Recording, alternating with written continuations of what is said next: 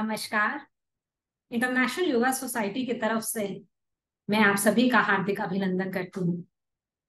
कल से नवरात्रि शुरू हो रही है। नवरात्रि में लोग पूजा पाठ करते हैं, माँ का व्रत रखते हैं, दुर्गा सप्तशती का पाठ करते हैं।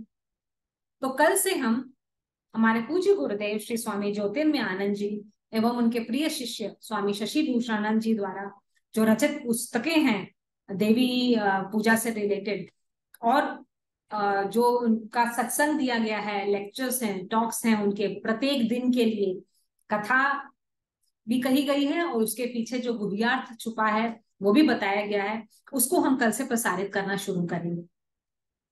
बट कल से प्रसारित करें उसके पहले हम एक छोटा सा आपको नवरात्रि का परिचय देना चाहेंगे।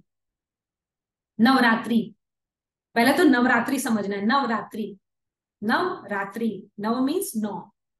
अब नौ ही क्यों?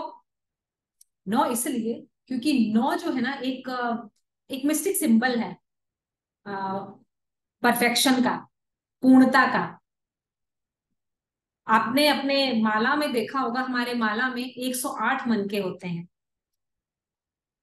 108 क्या दर्शाता है? एक, उन्नति की तरफ दर्शाता है, और 8 माया। सो माया में रहते हुए जो उन्नति है और जब आपको परफेक्शन तक ले जाती है, पूर्णता तक ले जाती है, इसीलिए 9। और 9 एक गणित का विशेष अंक है। 9 को आप किसी भी दूसरे नंबर से मल्टीप्लाई करें तो जो भी नंबर आएगा उनके डिजिट्स को ऐड करें तो वो 9 ही होगा। तो 9 मतलब पूर्णता। अब दूसरी बात आती है कि नवरात्रि में मातृ पूजा होती है। हमारे हिंदू धर्म में माता का स्थान पिता जितना ही है। अगर इन जनरल देखें तो क्या होता है कि हम अपने जब परम पिता परमेश्वर का रूप देखते हैं तो हम ब्रह्मा विष्णु महेश जनरली पिता के रूप में उनको पूजित करते हैं। तो कभी कभी हो सकता है कि साधकों में थोड़ी सी कमी रह जाए, वो भावना विकसित करने की कमी, या थोड़ा सा रिस्ट्रिक्शन रह जाए। जनरली क्या होता है, हम अपने पिता से थोड़ा सा, लोगों का हल्का सा रिस्ट्रिक्शन होता है, थोड़ा सा हेजिटेशन होता है। बट माता से ज्यादातर लोग बहुत गहराई से जुड़े होते हैं। माता से वो खुलकर कुछ भी कह सकते हैं। इनफैक्ट माता, कभी कभी तो आप कुछ बोले उसके पहले ही आपकी माँ समझ सकती है कि आप क्या बोलने जा रहे हैं। तो इस चीज को ध्यान में रखते हुए हमारे शास्त्रों ने ये नवरात्रि बनाई, जिसमें हम भगवान की पूजा, उस ईश्वर की पूजा मात्र रूप में करें। और हमारे शास्त्रों ने क्या किया? अर्धनारीश्वर रूप में परमात्मा को दिखाया। अर्धनारीश्वर, 50-50%, पूरी इक्वालिटी। अब ये जो बनाया गया है, ये हम हमारा मनुष्य बुद्धि जिस लेवल का है उस लेवल को समझाने के लिए बनाया गया है। सचमुच के ईश्वर में माता पिता का भेद नहीं होता है, वो तो सेम है, चाहे माता हो चाहे पिता हो। तो जब हम माँ की बात कर रहे हैं तो ये माँ कौन है? ये माँ जो है, ये जो ईश्वर भगवान जिसको बोला जाता है, उनकी उनका शक्ति रूप है, गत्यात्मक रूप है, राइट?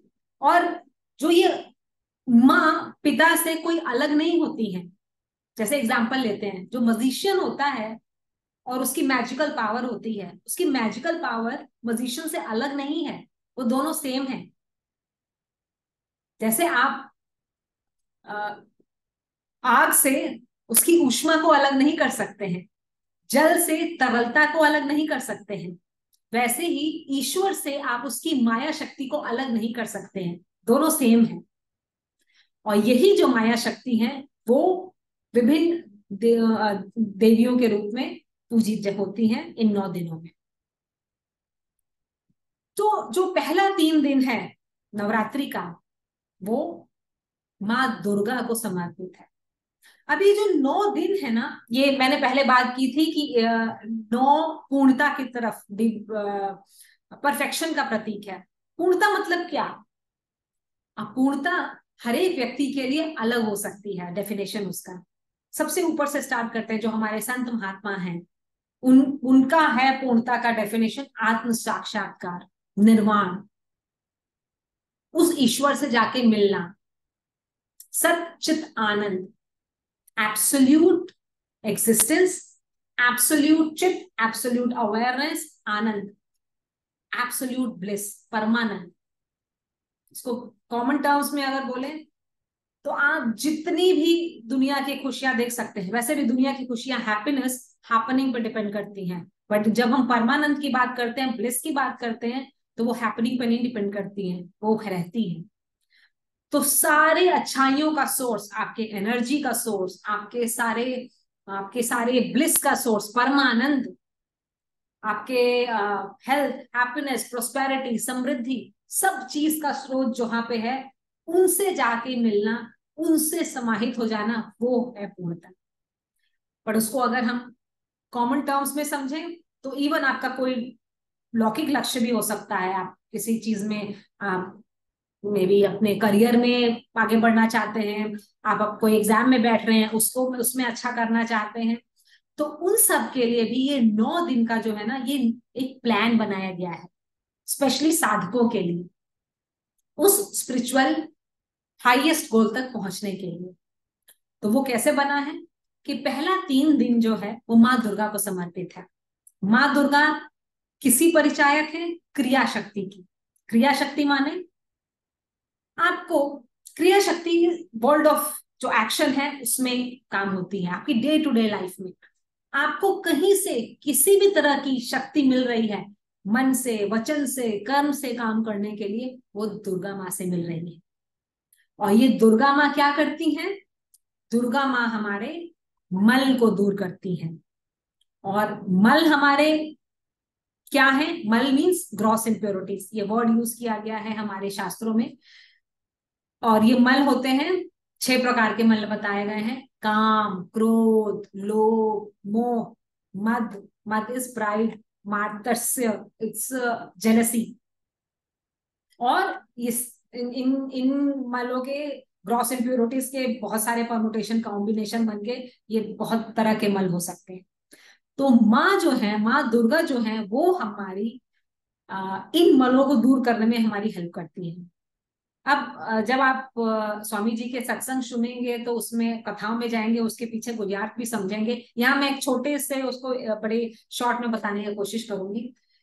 तो ये कथा के अनुसार भगवान विष्णु अपने शैया पर सोए हुए थे और उनकी नाभि से कमल के कमल से ब्रह्मा जी निकले। कमल हुआ, उसमें ब्रह्मा जी निकले। और भगवान विष्णु की प्रेरणा से ब्रह्मा जी के मन में सृष्टि को बनाने का विचार आया। तो वो बनाने का सोचते, सृष्टि रचित रचना करने की सोचते, उसके पहले उन्होंने देखा कि जो विष्णु जी सोए हुए हैं, उनके कानों से, कान के मैल से 2 राक्षस बाहर निकले और ब्रह्मा जी को मारने के लिए दौड़े। और वो 2 राक्षस का नाम क्या था? मधु और कैटभ। मधु, मधु मीन्स शहद, स्वीट, मीठा। और कैटभ मीन्स कड़वा, बिटरनेस। ये दोनों क्या चीज का परिचायक है? राग का और द्वेष का। राग इज डिल्यूटेड लव और द्वेष हेट्रेड, घृणा। तो हमारा माइंड जो है ना, वो अटैचमेंट में और हेट्रेड के बीच में घूमता रहता है। कभी कभी तो सेम व्यक्ति, सेम परिस्थिति हमको कभी हमको प्लेजेंट देती है और कभी अनप्लेजेंट देती है। तो माँ दुर्गा जो है वो, अच्छा ये स्टोरी में आगे बढ़ते हैं। तो स्टोरी में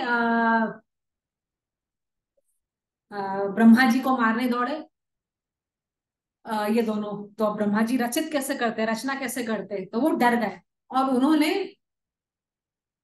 क्या किया? उन्होंने भगवान माँ देवी को आवाहन किया।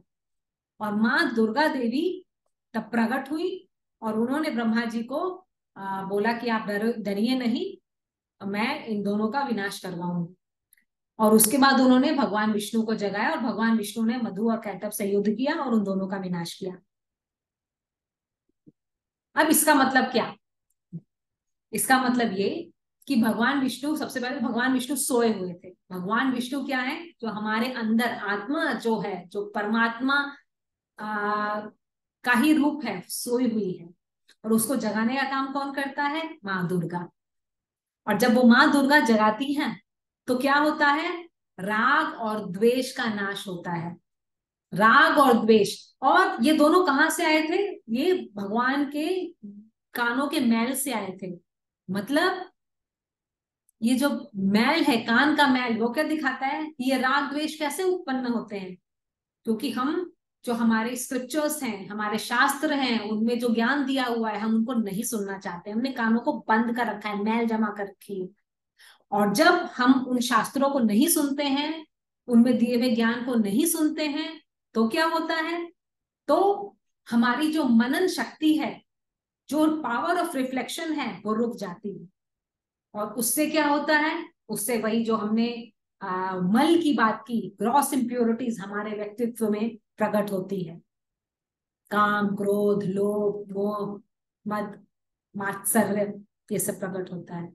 और यही ग्रॉस इम्प्योरिटीज डिफरेंट कॉम्बिनेशंस में हमको, हमारे डे टू डे एक्टिविटीज को प्रभावित करती हैं। कैसे अफेक्ट करती हैं, हम अपने प्रैक्टिकल लाइफ में हमारा जो व्यवहार हमारे प्रति है, हमारे आसपास के लोगों के लिए है, और हमारे समाज में है, वो सब इन ग्रॉस इम्प्योरिटीज की वजह से नेगेटिव हो जाता है और हम परेशान रहते हैं।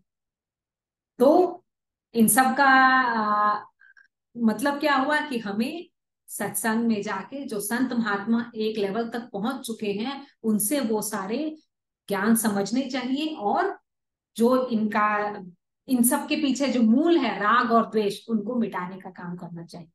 ये जस्ट मैंने थोड़ा सा एग्जांपल अब बस आपको दिया कि कैसे एक तरह से बस आप ये उस कथा की तरह लेके खत्म कर देंगे, हाँ माँ प्रकट हुई, उसका मधु कैटम का वध हो गया, खत्म, कहानी खत्म।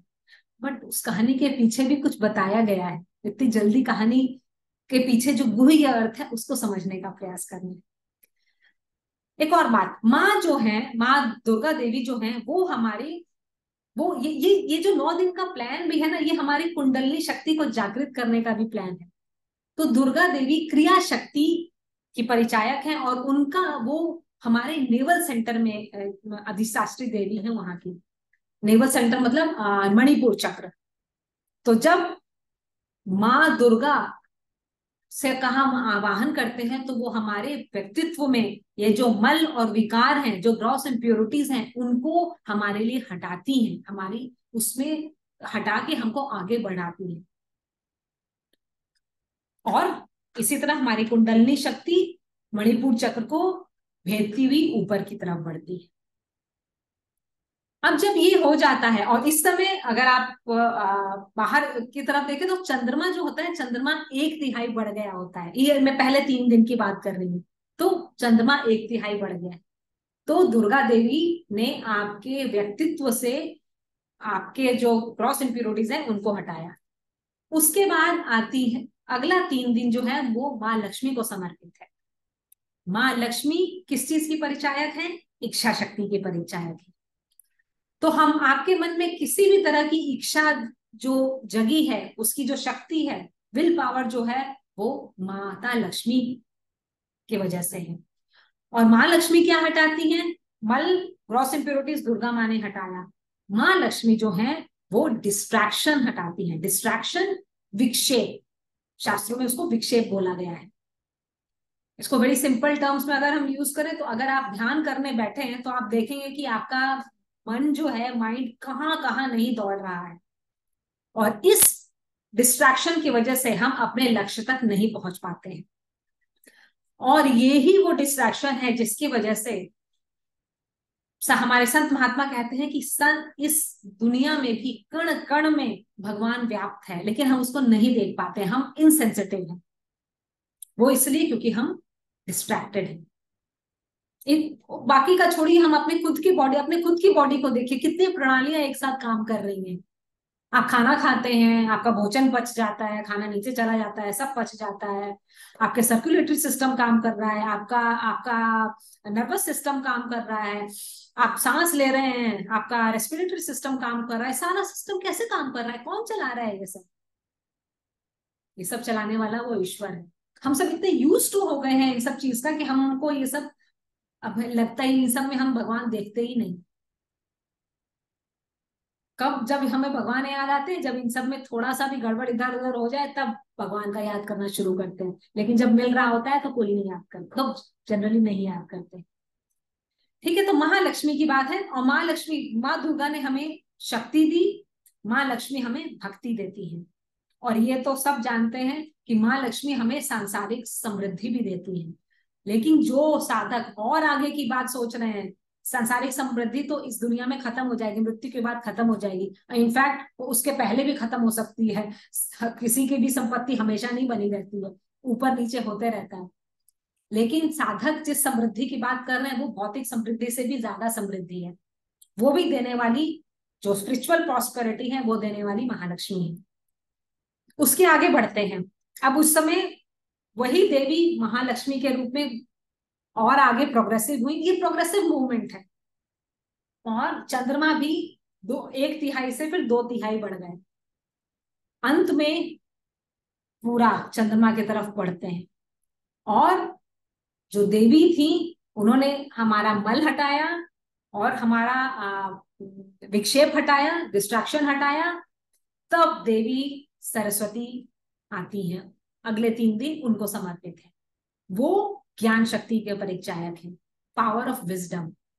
तो हमें किसी भी तरह का ज्ञान कहीं से भी मिला है, आप पढ़ाई किया है आपने, आप स्कूल कॉलेज गए हैं, आप अपने ऑफिस में काम कर रहे हैं, आप अपने कुछ नहीं, घर में खाना ही बना रहे हैं, किसी भी टाइप का अगर आपको ज्ञान है तो वो माँ सरस्वती की कृपा से मिला है। और माँ सरस्वती क्या हटाती हैं? माँ सरस्वती हमारे वो जो फाइनल परफेक्शन, फाइनल आपका जो भी गोल है वहां तक पहुंचने के लिए, मल हटाया दुर्गा देवी ने, विक्षेप हटाया, डिस्ट्रैक्शन हटाया माँ लक्ष्मी ने, और ये हटाती है आवरण। आवरण मतलब वेल, पर्दा। तो जब हम यहाँ साधु संत का ये लेते हैं, हमारा मेन परम लक्ष्य है ईश्वर से जाके मिलना, जो source of happiness, energy, health, happiness, harmony, जो भी अच्छा आप सोच सकते हैं, अनकंडीशनल लव, जो भी आप सोच सकते हैं, वहां तक पहुंचने के लिए ये अगर आप पहले 2 स्टेज पे चढ़ भी जाएं, उसके बाद भी एक आवरण है, एक वेल है जो आपको उस ईश्वर से अलग रखता है। माँ सरस्वती की कृपा से वो आवरण हटता है और वो हमें मुक्ति प्रदान करती है। तो इस तरह से जब ये जो आपको प्लान दिया गया है, और ऐसा नहीं है कि ये 9 दिन का ही कोई प्लान है तो यही 9 दिन में ही करना है, ये आपको एक जनरल प्लान दिया गया है लाइफ में करने का। ये 9 दिन इसलिए बनाए गए हैं कि जो लोग जनरली बहुत बिजी रहते हैं, कम से कम इस 9 दिन तो कुछ कर लें, तो अपने बाकी दिन कुछ ना कुछ उसको अपने जीवन में उतारने की कोशिश करें। और उसके बाद जब आप ये स्टेज पे पहुंच जाते हैं, तब विजयदशमी पे पहुंच जाते हैं। विजयदशमी इज जो सोल की अल्टीमेट विक्ट्री है, अल्टीमेट विजय है जो, तब आप अपने, चाहे आपका लौकिक लक्ष्य हो या पारलौकिक लक्ष्य हो, तब तक आप वहां पहुंच जाएंगे। इन सब के बारे में और विस्तृत से जानकारी हमारे स्वामी जी के सत्संग के द्वारा आपको मिलेगी। अब ये जो माँ दुर्गा की कथा है, ये दुर्गा सप्तशती, वो मार्कंडेय पुराण में, और मार्कंडेय पुराण मार्कंडेय ऋषि ने लिखा था। मार्कंडेय ऋषि की भी एक कहानी है कि ये जो है वो मार्कंडू ऋषि और सुतपा उनके पुत्र थे। और ये जब बहुत छोटी आयु के थे, तब विधि के विधान से इनका मृत्यु पहले लिखी हुई थी, तो यम देवता इनको लेने के लिए आए। लेकिन ये शिव और पार्वती के बहुत बड़े भक्त थे। तो जब मृत्यु इनको, काल इनको लेने आया, तब भगवान शिव प्रकट हुए और उन्होंने इनको मृत्यु के ग्रास से बचा लिया। इसलिए विष्णु भगवान शिव को महाकाल भी कहते हैं, काल के भी महाकाल। और माँ काल रात्रि भी कहलाती है, जो काल की भी रात्रि है, काल को भी जो खा जाए। और उसके बाद भगवान शिव ने मार्कंडेय ऋषि को बोला कि कोई वरदान मांगो। मार्कंडेय बच्चे, उस समय वो बच्चे थे, तो उन्होंने माता की तरफ देखा और उन्होंने बोला कि मैं देवी माँ का जो गुणगान है, जो ग्लोरी है, वो लिखना चाहता हूँ। तब भगवान शिव ने उनको वरदान दिया, तथास्तु बोला, और उसके बाद मार्कंडेय ऋषि ने मार्कंडेय पुराण को रचित किया। उसी मार्कंडेय पुराण में जो देवी महात्म्य में जो दुर्गा सप्तशती की कथा है, उसको हमारे पूज्य गुरुदेव श्री स्वामी ज्योतिर्मय आनंद जी ने अपने बुक्स में मिस्टिसिज्म ऑफ देवी महात्म्य, उसमें उस कथा का विवरण दिया है। और उस कथा के पीछे जो गुह्य अर्थ छुपा हुआ है, और जिसके अर्थ से आप अपने जो प्रैक्टिकल लाइफ है उसमें रूपांतरण ला सकते हैं, ट्रांसफॉर्मेशन ला सकते हैं, वो ये वाली बुक है, मिस्टिसिज्म ऑफ देवी महात्म्य। और इसी का हिंदी में अनुवाद श्री उनके स्वामी शशि भूषणानंद जी ने, जो स्वामी ज्योतिर्मयानंद जी के प्रिय शिष्य थे, उन्होंने देवी पूजा रहस्य नाम की बुक में वो अनुवाद किया है। और इसमें आप हिंदी में देवी पूजा की जो कथा है और उसके पीछे जो प्रतीकात्मक अर्थ है, उसका मतलब आप समझ सकते हैं। आपको ये बुक्स या आश्रम से कोई और बुक, या हमारी जो मंथली मैगजीन योगांजलि अगर मंगानी हो, इस बार की मंथली मैगजीन अक्टूबर में जो है उसमें देवी महिमा और देवी पूजा से जो संबंधित लेख हैं वो हैं उसमें। और ऐसे भी अगर कुछ और भी हमको चाहे फीडबैक देना हो या हमको सजेशन देना हो, तो आप हमारे ईमेल आईडी पे और हमारे फोन पे हमसे संपर्क कर सकते हैं। तो जैसा मैंने पहले बताया, ये 9 दिन तक हमारी प्रत्येक दिन, हर एक दिन का सत्संग चलेगा। और उसके जो प्रमुख अंश हैं, उसको सत्संग के प्रमुख अंशों को आपके हमारे यूट्यूब चैनल पे अपलोड कर दिया जाएगा। और ये प्रतिदिन का सत्संग विजयदशमी पे जाके खत्म होगा, तो अगले 10 दिन तक लगातार सत्संग होगा। और आप इस सत्संग से लाभ उठा सकते हैं। और सबसे जरूरी बात, इन सब सत्संग से जो भी कोई अर्थ को आप समझें और उसको अपने जीवन में कैसे उतारना है, उसको जीवन में कैसे यूज करना है, वो भी समझने का आप प्रयास करें। इसी के साथ मैं इस नवरात्रि परिचय को अब यही विराम देती हूँ। आप सबों का हार्दिक धन्यवाद।